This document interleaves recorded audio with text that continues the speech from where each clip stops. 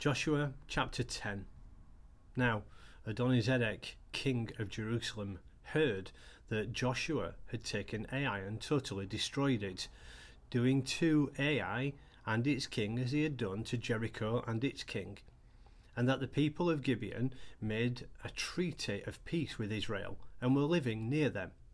He and his people were very much alarmed at this, because Gibeon was an important city, like one of the royal cities. It was larger than Ai, and all its men were good fighters. So Adoni-Zedek, king of Jerusalem, appealed to Hoham, king of Hebron, Piram, king of Jarmuth, Japhia, king of Lachish, and Debir, king of Eglon. "Come up and help me attack Gibeon," he said, "because it has made peace with Joshua and the Israelites." Then the 5 kings of the Amorites, the king of Jerusalem, Hebron, Jarmuth, Lachish and Eglon, joined forces. They moved up with all their troops and took up positions against Gibeon and attacked it. The Gibeonites then sent word to Joshua in the camp at Gilgal, "Do not abandon your servants. Come up to us quickly and save us, help us, because all the Amorite kings from the hill country have joined forces against us."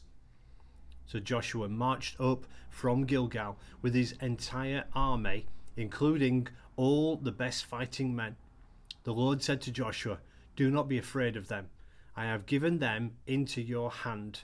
Not one of them will be able to withstand you."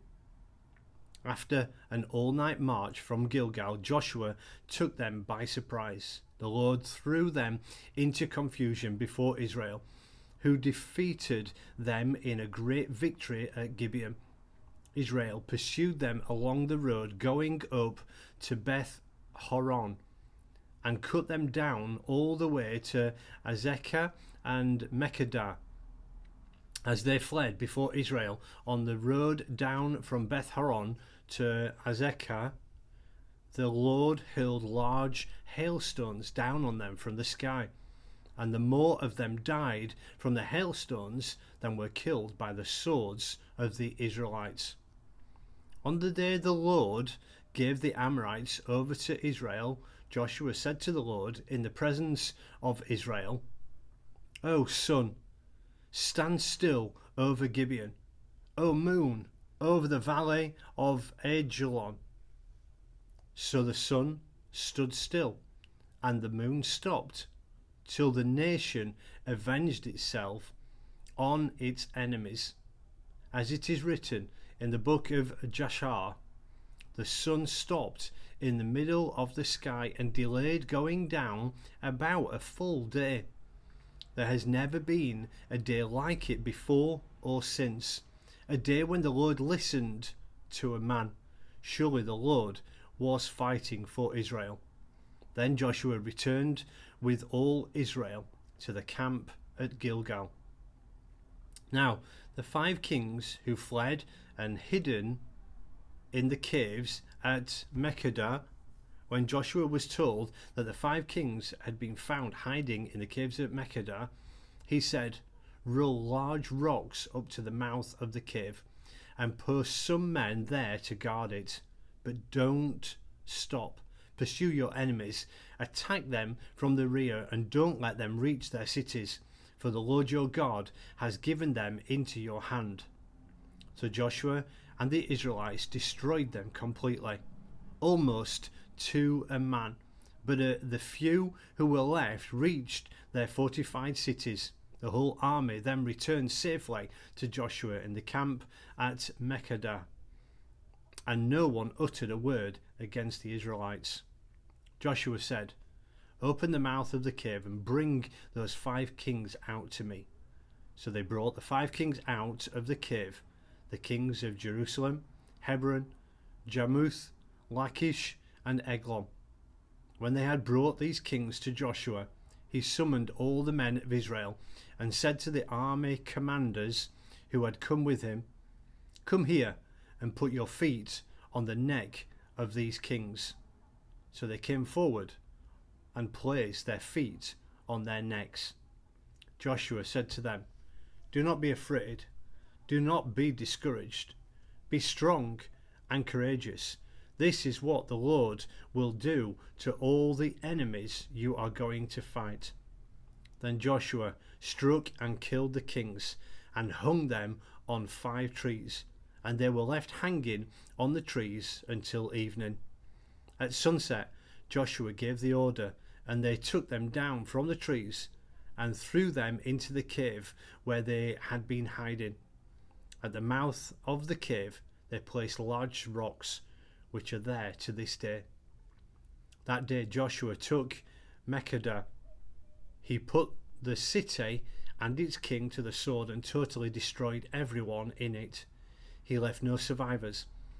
And he did to the king of Makkedah as he had done to the king of Jericho. Then Joshua and all Israel with him moved on from Makkedah to Libnah and attacked it. The Lord also gave that city and its king into Israel's hands. The city and everyone in it Joshua put to the sword. He left no survivors there. And he did it to its king, and he had done to the king of Jericho. Then Joshua and all Israel with him moved on from Libnah to Lachish. He took up positions against it and attacked it. The Lord handed Lachish over to Israel, and Joshua took it on the 2nd day. The city and everyone in it put to the sword, just as he had done at Libnah. Meanwhile, Piram, king of Gezer, had come up to help Lachish, but Joshua defended him and his army defeated him and his army until no survivors were left. Then Joshua and all Israel with him moved on from Lachish to Eglon. They took up positions against it and attacked it.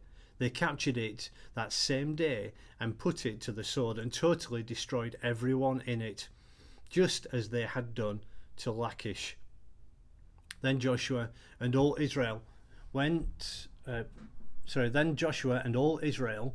him went up from Eglon to Hebron and attacked it.